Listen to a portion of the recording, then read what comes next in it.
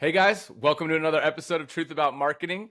I have an awesome guest here today, Jordan Iseral. She's the founder and CEO of Come Alive Communications, which is a PR firm out of Dallas, Texas. They work with companies all across the United States in a variety of industries. So, Jordan, pleasure having you. Thanks for coming on. Thanks for having me.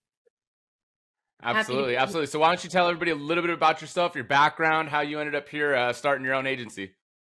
Yes, so I've worked in marketing and PR for about 12 years. I've worked both on the agency side and in-house. And this year I decided to start my own firm. I was just ready to set sail and really embark on a new journey.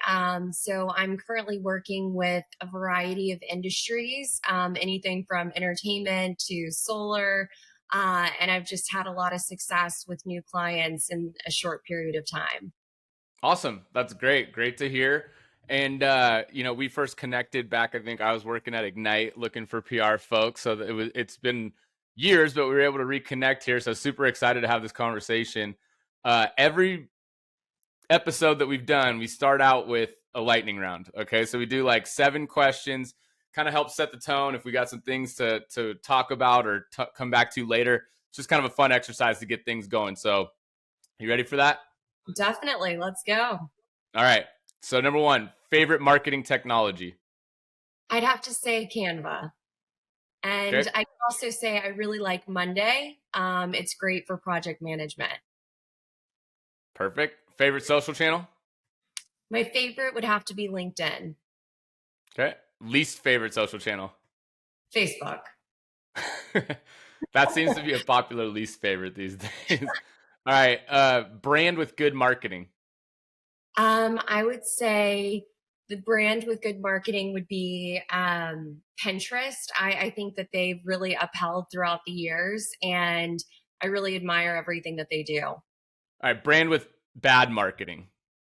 So I would say CBD American Shaman doesn't necessarily have bad marketing per se. I just don't think they have marketing, and they could really benefit from putting their name out there. They have great products, super interesting backstory, and I think they could really benefit from more PR and marketing. Got it. All right. Favorite influencer or business leader. Sarah Blakely, Spanx. Nice. Nice. Okay. And then brand or person you'd like to work with the most. I would say Airbnb. Interesting. Interesting. And so why Airbnb? Because I feel like they do a lot of live events, they do activations, but I don't see them doing a ton of PR. And their marketing is interesting, but I think that they could really get out there more for all the services that they offer, especially in today's climate. So, all right, Jordan, tell me a little bit about your business, your journey. You gave us a little bit of background on like the clients that you serve and whatnot, but how'd you get here? How'd you get started? Like, what are kind of some little quick tidbits on how you got to where you are today? Definitely. So, as you mentioned, I gave a little bit of background, and from my experience working in house and on the agency side, I just knew that it was time to embark on my own journey. I've always wanted to be a CEO and founder of a company. So, I started Come Alive Communications this year. It's still in its infancy, but I've met a lot of really great clients organically, as I mentioned, from solar to entertainment. I've also partnered with what you would call competitors and other marketing firms to collaborate on different partnerships and help companies in spaces such as the Bitcoin mining space. And it's just been really successful in a short amount of time. So I had a similar path as well, right? When I started my agency, it was people that it's referrals, word of mouth, right? And as you start to grow, then there's a bigger kind of set of clients and more, I don't want to say strangers, but it's new business, right? So for you, as you continue to grow and scale, where do you see yourself going and how do you plan on growing the business? That's a great question. So I've actually obtained the clients that I have right now organically uh, through just prospecting in real life. So I expect to do a lot more with the relationships that I do already have, as well as a lot of new cold leads. I expect the company to grow exponentially between the next 6 to 12 months. I've hired on a great team of interns, and the new business prospects keep rolling in. Awesome. So, we talk a little bit too in our industry in PR, right? So it's really hard. There's always a lot of churn. What's kind of some advice for that you would give listeners or even people who work in PR or have an agency about maintaining strong relationships? Again, it's been a year for you but it seems like you've had the same clients and been able to build on that foundation. So what's some advice that you would give people as far as client retention, being really quality in your service, things like that?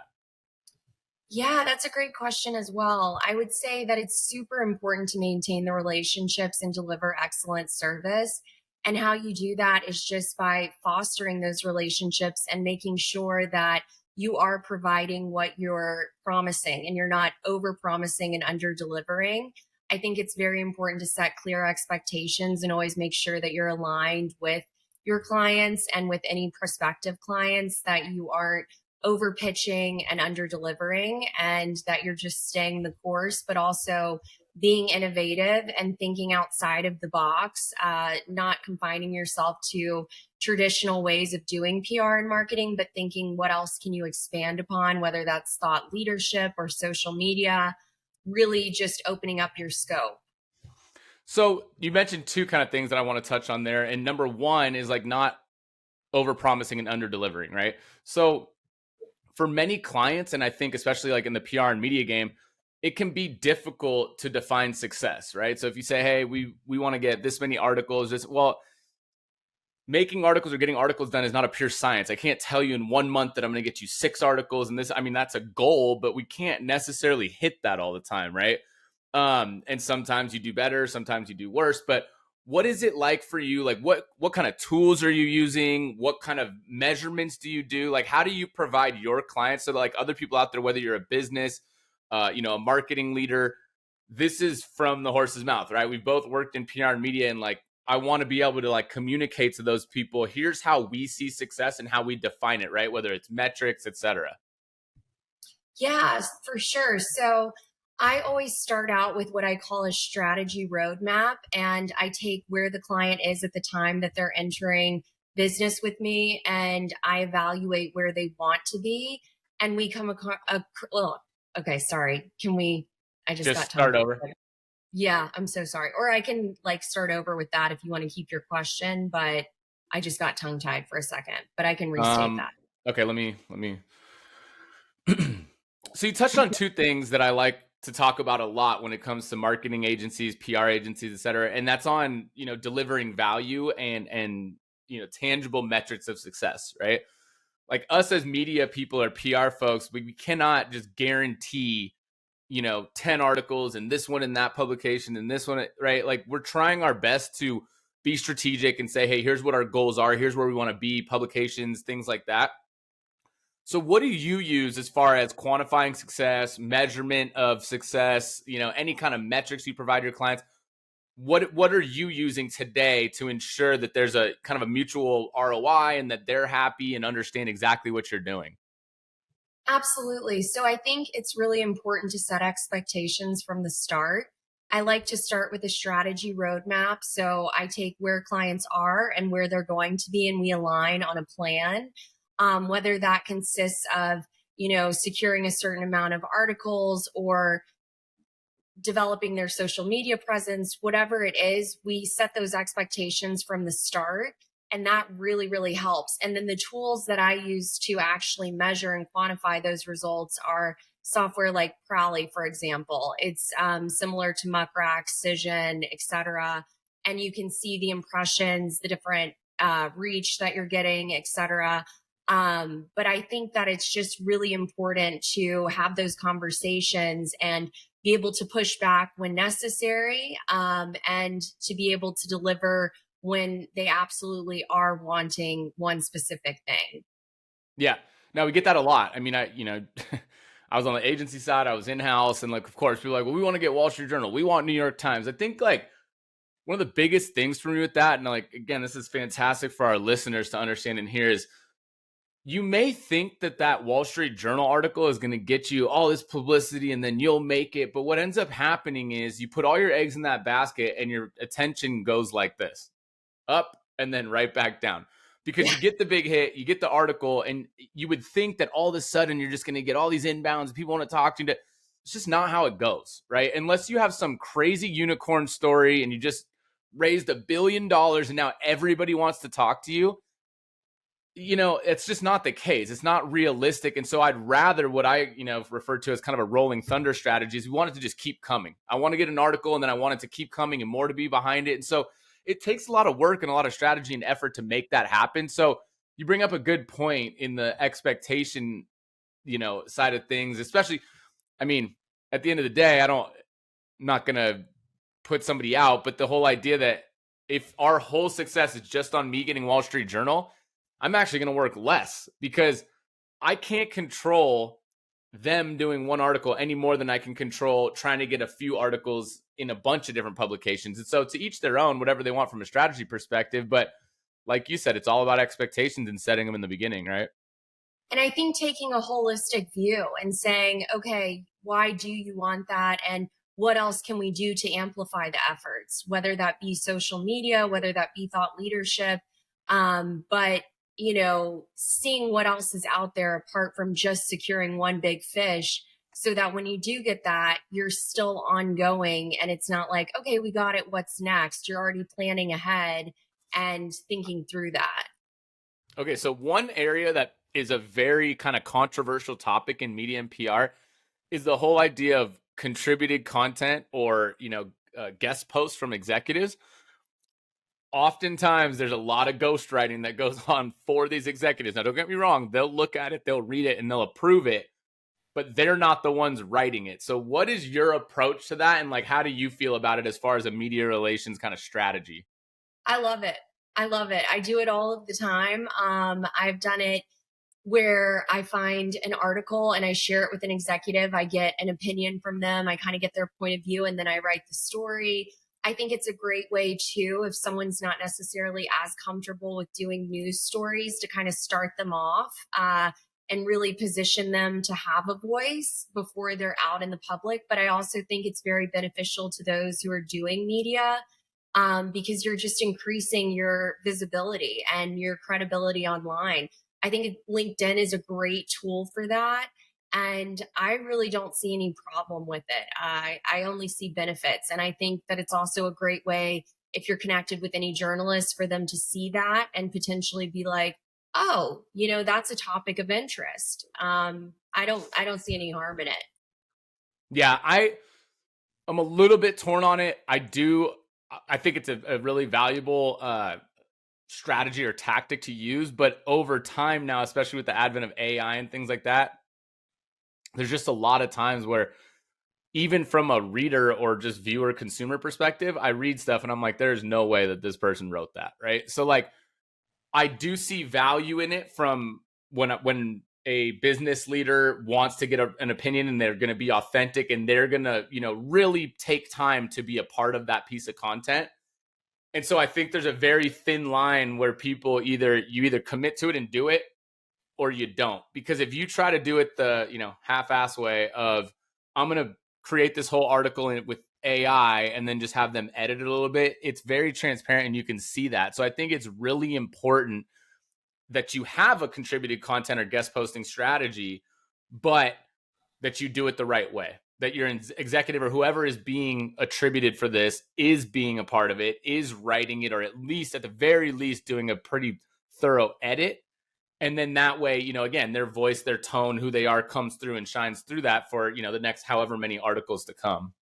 Absolutely. That's a great point. And when I think of it, I think about it as an authentic, real post, not using AI, because you want that consistency too, which is Right. going to show as you develop more and more stories. If you're using that, you're going to be able to tell. So it should definitely be authentic and consistent for. Yeah, absolutely. So one of the fun things too that we do in media relations or PR a lot that goes hand in hand with meeting expectations, getting more articles, being relevant, and something that I think a lot of companies kind of underutilize or don't strategize enough around is, you call it newsjacking, I call it trendjacking, but the whole idea that there's things going on and around this company and there's a really, really strategic way to go about positioning your company relative to what's going on, which I call micro to macro, right? Making my micro business important to the macro that's going on around us. So talk a little bit about what you do for newsjacking, trendjacking, right? To make your clients relevant. And again, this should be educational for the listeners because they're going to understand like how to kind of think about doing this. Definitely. Well, there's a couple of ways that you can approach it. One is researching, obviously, Googling, seeing what the news is, following trends on Google Trends, following Reddit, following Twitter, looking into those options. It's also important to sign up for Haro, help a reporter out, sign up for Quoted, see what's out there so that you're not only following the trends, but you're seeing what else is trending directly from journalists, and then finding ways to tie those stories to what you're wanting to tell. Yeah. So, and for the listeners, so Haro and Quoted, so Haro or Haro, whatever, however they pronounce it, is help a reporter out. And so basically that's a service where I think everybody should sign up for it. It alerts you when journalists need resources or need help and they're looking for a quick quote, quick interview, whatever it might be. But that's a quick and easy way to hop up and get into a story that is just relevant to what's going on right now. So that was a really good one that you brought up there, Jordan. But I also agree on things like Google alerts and competitors. And, when I was back at Ignite, one of our big goals was, hey, listen, we're a smaller company, but every time that people talk about Box or Dropbox not as much, but more so Box, our goal was to try to make sure that we're part of that conversation. And it's not to say that we were better than them or anything like. We just wanted people to know that like there was Box and then there's Ignite. And so like even if it was file sharing services like Box, Ignite, etc., that was a win for us. We're in the conversation. We're right there. We're competing because the company's whole goal was just to have a seat at the table in deals, in opportunities, etc. So when you do that, again, this whole trendjacking, newsjacking, that's a really important thing because you're over time building up that seat at the table or getting more opportunities than you would by just sitting there, with blinders on and running your own race. While I can Absolutely. appreciate that, it's important for you to connect to other, other And brands, it's trends, and topics. absolutely. And it's an easy process to go about. I mean, you can set up alerts on Google to watch all of your competitors and see what they're up to. And also you can research topics. If you're looking into a specific topic that you want to cover, set up alerts about that. And it's free. It's accessible to all. It's a great way to stay on top of things. Absolutely. I used to actually love TweetDeck. So they still have it for your browser. The app just went away, but TweetDeck is awesome because it basically provides you almost like it's almost like a NASDAQ ticker of like trend. And you can set up the alerts, whatever you want, but it shows everything that people are talking about like on Twitter. And so you can set up like your company or client, you can set up competitors, you can set up partners. And so like if things start to roll, you're seeing it in real time. And then that gives you the opportunity to go out, reach out to a journalist or create your own kind of media push, in short turnaround. So I would highly recommend that as well. Is there anything else like social media or tool wise that you would use for that?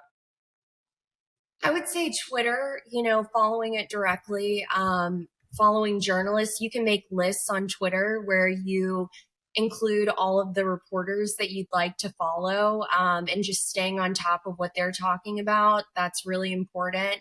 And then just finding ways to, if something is trending, but it's not necessarily correlated to your topic, finding a way to insert yourself into that conversation in a creative manner. Okay. And then you talked a little bit about lists there, right? And following reporters. I've seen this conversation get super interesting about like, having a vast media list or a really targeted media list. I'm curious to hear what your take is on how to build media lists and like kind of what you look for when you're doing that. Yeah. So when I'm building media lists, it's individualized for each client, obviously, but I really take time to research what the reporters are talking about, who's writing about what I'm thinking about. And I like to go out of the box. I think that sticking with just mainstream and top tier is overrated, and that you should give support to both freelancers and trades equally. So I love to just check out, who's writing about what, And I do that through Google searches. I do that through technology such as Crowley. And I just make sure to stay on top of all of that. Nice. Yeah. I mean, I know when I was doing a lot more media and PR specifically, right? I think for me, I had just as much fun, if not more, reaching out and finding new people and having discussions like with people that were up and coming, right? Like whether it was a really popular blog or, like I said, a trade or anything like that. Again, kind of steering people away from this whole idea that, like, Wall Street Journal, New York Times, Forbes are like the holy grail. They are, and they're fantastic, but there's something to be said about being able to get a lot of articles, done in different areas and going and being more horizontal than vertical. You know what I mean? Absolutely. And Yeah, it's much as we have to maintain our relationships with our clients, we need to maintain our relationships with the press because someone that writes as a freelancer right now might be at the Wall Street Journal in 5 years sure. or less. I've seen so many of my media contacts switch beats, switch outlets. And so you never know who you're interacting with. And I would also say that I highly encourage people to not be afraid to just reach out and try to connect with the media in real life. I think that's something that's been a little bit impacted by COVID, but I always encourage people go have a drink, go have a coffee, meet with these reporters in real life, get to know them, even when you don't have a story, because you're building those relationships and you never know where they're going to lead. Sure. So one thing I would kind of open up for discussion too, though, is that whole personal, like, I've had many relationships in and around the tech and PR marketing world, etc. And I think one thing is, and I've had this conversation with someone like reporter, journalist friends.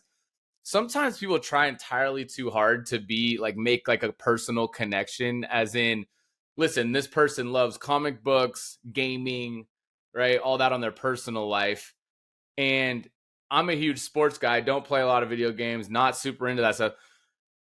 I try to just meet them and meet them in the middle, like understand that, look, this is like a working relationship. We do like both stand to benefit from like this relationship, but we don't have a lot in common on that personal level. I'm not sitting there trying to like force things and make awkward, you know what I mean? Like, I think that ends up hurting people more than it helps them, because it's like you're being fake. You're not, like, Yeah. listen, I can respect like your love for comic books and try to take a little interest of it and things like that, but I'm not going to sit there and pretend that I like comic books just so that I can make a relationship with you and then be gone, a week later because you wrote an article for me, right? Like, that's also not how it works. So I caution people out there, like, when it comes to making a relationship, there is an art to that too. Like, but you Yeah. need, first and foremost, like, you need to be real. Like, you need to be a real person and be honest. And that is the best advice I can give when it comes to that relationship building. Because I've seen people and heard, horror stories of people just trying to go way too far. Yeah, I mean, I think that you have to be extremely authentic and genuine and focus on really what you're trying to build versus trying to pretend that you have interest in something that you don't. It's more about, hey, you're a person, I'm a person, we have these commonalities, and build off of that and actually just get to know them on a personal level if you can. But certainly do not push it or fake anything because they will sense that. And also, that just comes across really gross, you know? Well, and it used to be funny because a buddy of mine, like Ed, he owns his own PR agency as well. But we used to joke about these like briefing books, right? Like, people would make briefing books to prep their clients, which is a good thing, right? You want your executives to like be able to quickly see and understand like who they're talking to and stuff. But we always joke that, like, oh my God, if the media or journalists could see every briefing book that's ever been made about them, right? Because people put in there things like their personality traits, what they like to talk about, don't like to talk about, their personal background. It's almost like a dossier that you're looking at it like they're treating this person as if it's like an FBI like background check versus, hey, like, here's some things you should talk about, here's some things to avoid. You know what I mean? Like, it dehumanizes the whole thing. And I've seen it a lot, like with executives, with agencies, with whatever. So it's just a super interesting kind of song and dance, if you will, with the media, because you're both there to do a job. They're trying to report the news and report interesting stories. You're trying to make your client interesting and newsworthy. But at the end of the day, like, you said, we're all people. We're all here to do our job. And it's like at some point you just got to connect with people on a real human level and then take it from there, you know? I think you can keep it simple. I think, including a headshot, including like their Twitter handle, including their LinkedIn, including recent and relevant articles. I think Right. that's important too, because I've seen briefing books where they just dump all of the content, or they don't take the time to go through to actually pick the right articles that are relevant that would help the executive. But I think that you can keep it really basic and still be very informative. And to that point, I would say, I think that sometimes people over ask for questions in advance of an interview. And I Mhm. think that that's a little unrealistic. I personally, I don't like to do that. It depends on, the situation, but I think you have to use caution when asking a reporter for questions before an interview.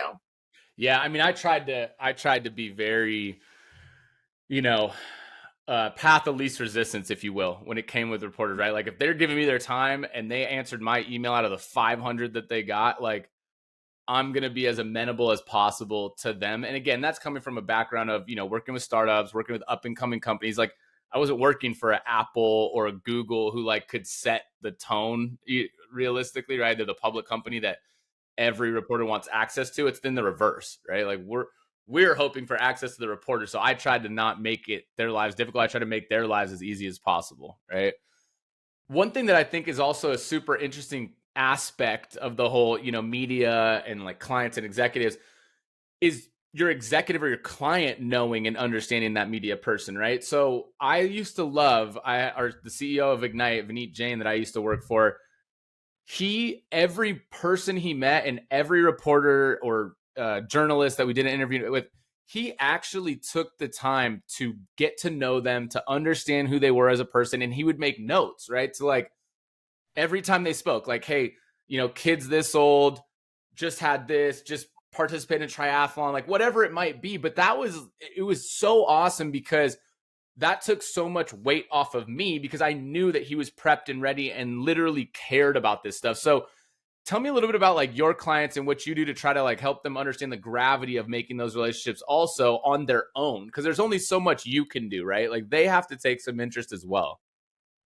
Right, definitely. I think that that's a very good point. And it's always, I had one client at a previous employer who really took the time to get close to the anchors that she was working with. We had standing reservations on Bloomberg, and she would be so close with them that we would be talking to them while they were getting ready before the actual interview, doing makeup, Right. etc.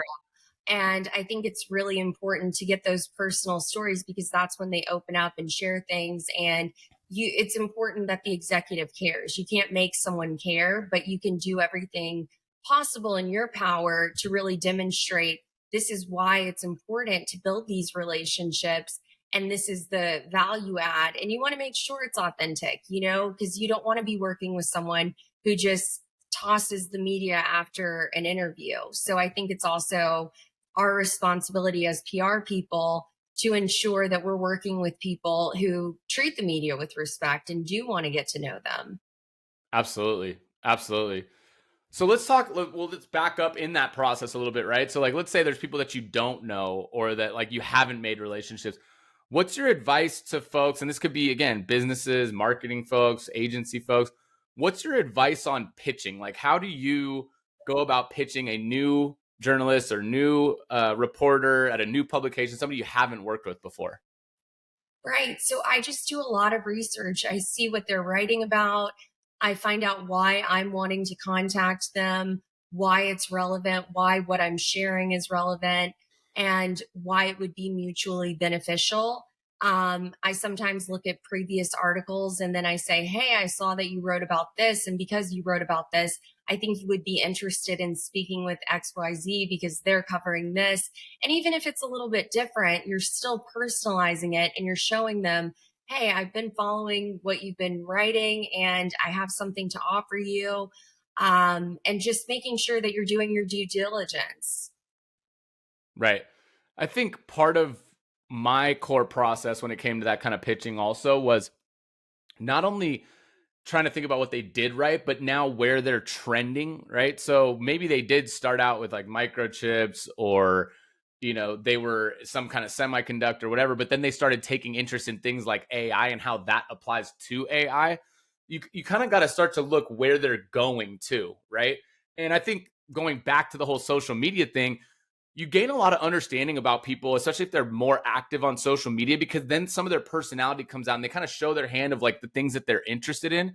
So I think as much as their past work and, media articles, things they've written are important, it's important to be able to understand what they did and what they were, professionally engaged in, and then what they personally are into, and try to marry those as well, because obviously if you're, I've always thought about it like this as a numbers game. If I'm a reporter and I'm responsible for, X amount of articles, or even if they get as granular as my articles need X amount of page views or visits, right?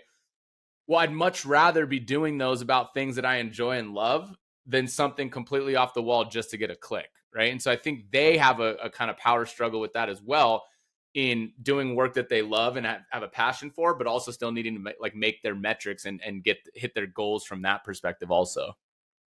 That's a really good point. Definitely. I agree with that. And doing that research and finding out, not only what they've written about, but what they are interested in and how you can tie that together for them and offer them a opportunity that allows them to speak to what they're passionate about is really mutually beneficial. Absolutely. Absolutely. So tell me a little bit. We're talking now about media relations and how to be successful, but tell me a story about a time when you had like a grand slam or a home run, something just it clicked, you got a great piece of coverage or multiple pieces of coverage, and the ROI and the client was just stoked. Yeah, so we've talked about the Wall Street Journal, and I have to say, my example is with that. We put out a story at an old employer that got put in the Wall Street Journal, and I actually received personally a phone call from a complete stranger who had read the article and said, because of the article, he wanted to transfer his business to the company that I was working at. And I remember my boss at the time saying that had never happened to him. And that's like, a once in a lifetime type of thing because it's so hard to prove our ROI, Sure. And so that was really a miracle win that I was really excited about and still remember to this day. And so how did that story take place? Like, you don't have to give like super granular details, but getting the Wall Street Journal is typically, especially if it's like a feature story or specifically on your company, that takes quite a bit of like prep and whether it's a content calendar, something that's going on, or some sort of editorial. Like, how did that even happen?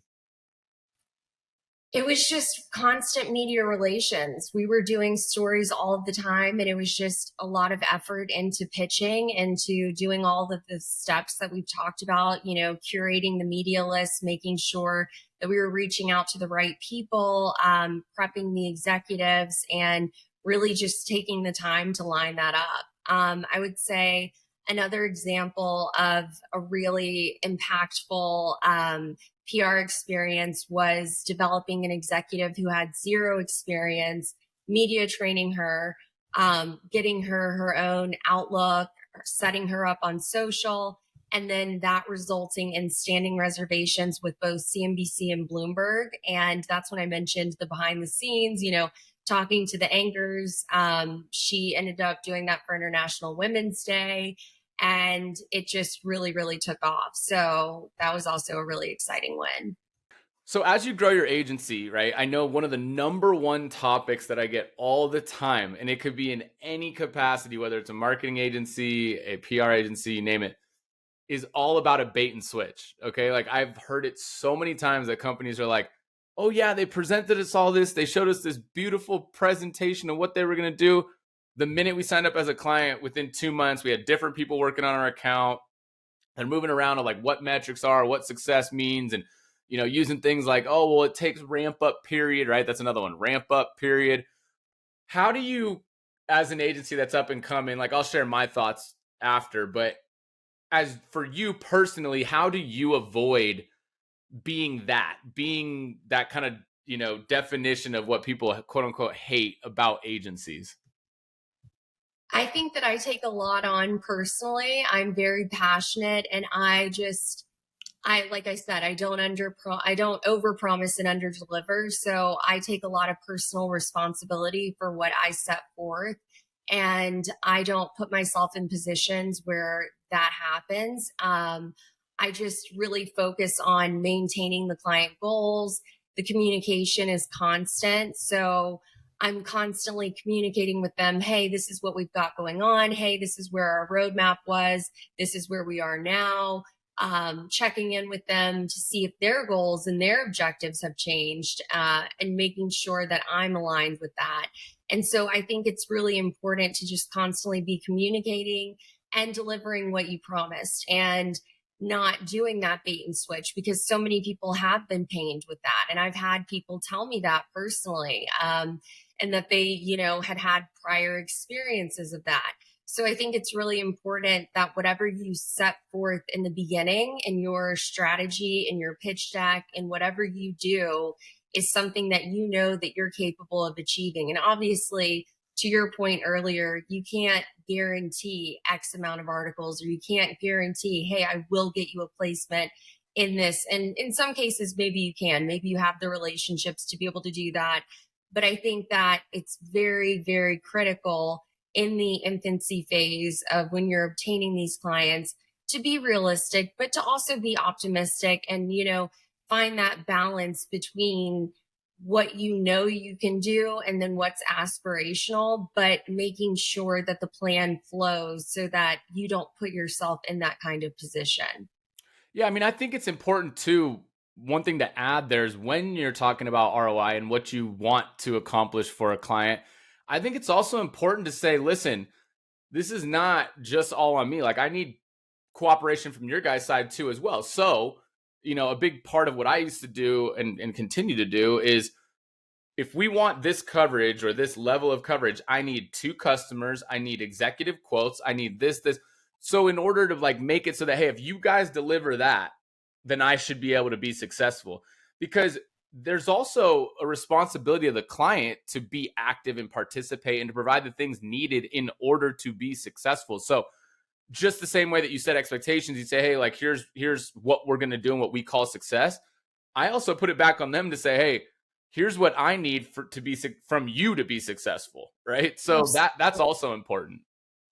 Absolutely. And I think that's part of that constant communication, because you can't deliver if you're not getting what you need to be able to give those results. Yeah, and a big part of that to me is availability.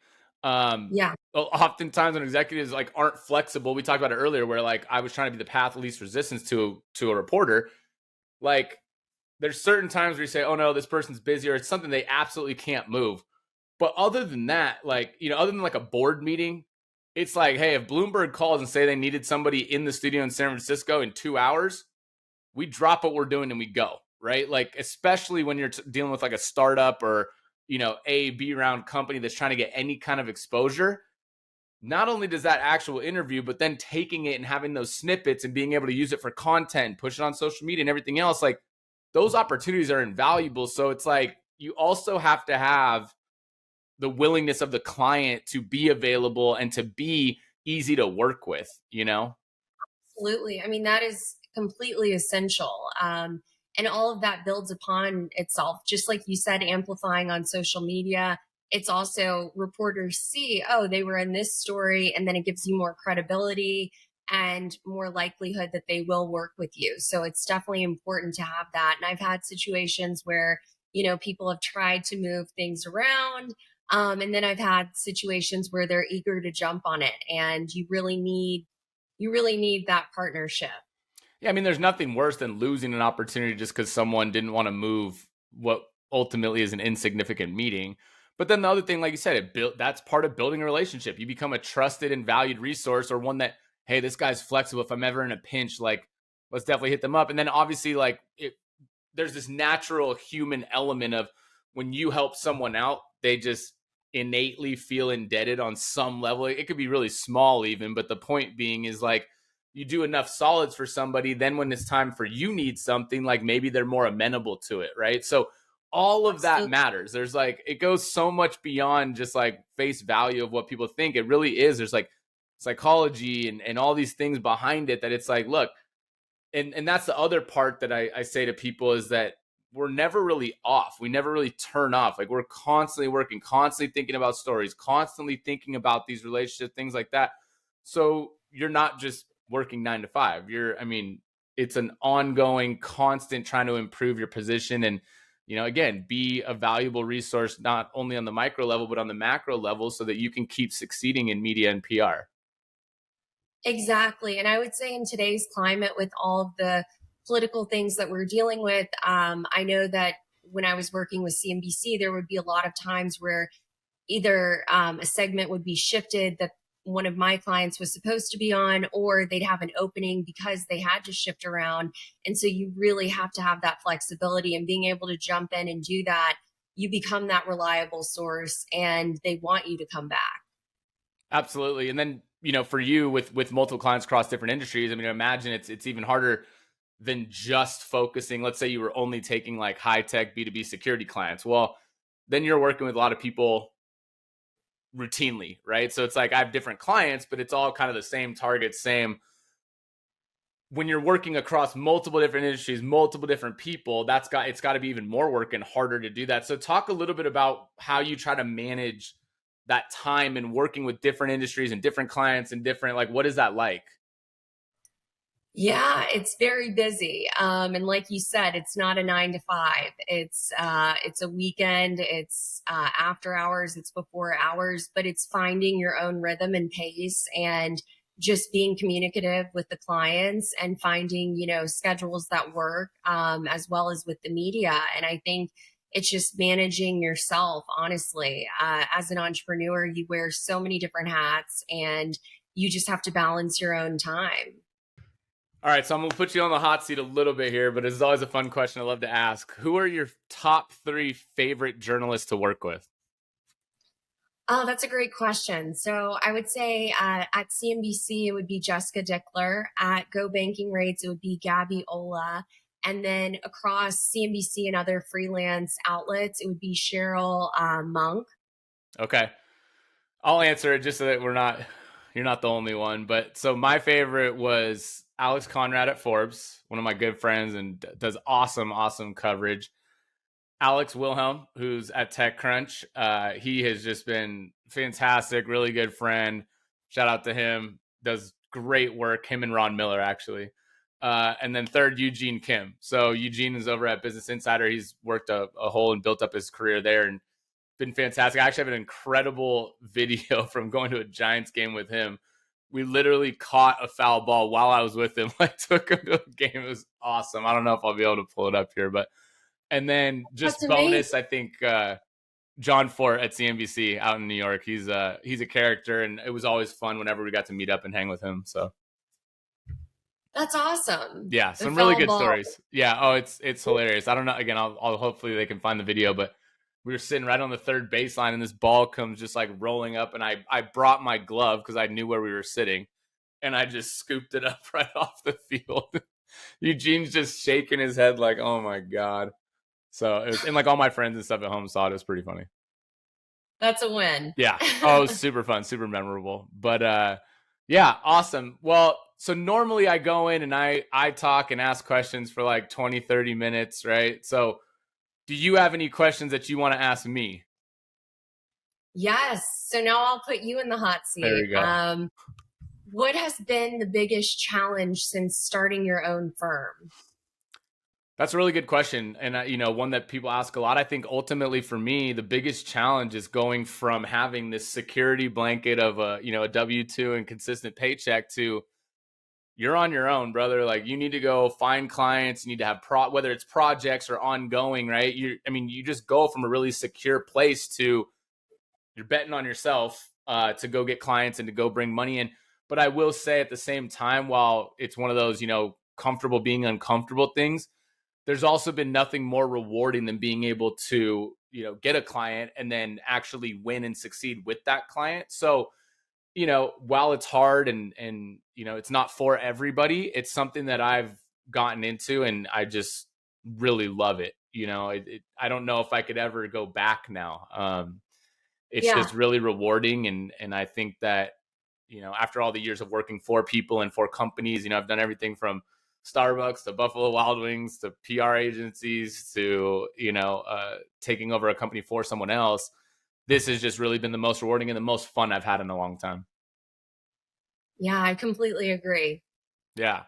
Awesome. Well, Awesome. thank you so much for coming on, Jordan. I really appreciate it. And a big shout out to High Level. Again, part of their affiliate program. They're a fantastic marketing software. You can do everything there, from your email marketing, social media marketing, build pipelines, click funnels, all that. It is a fantastic platform.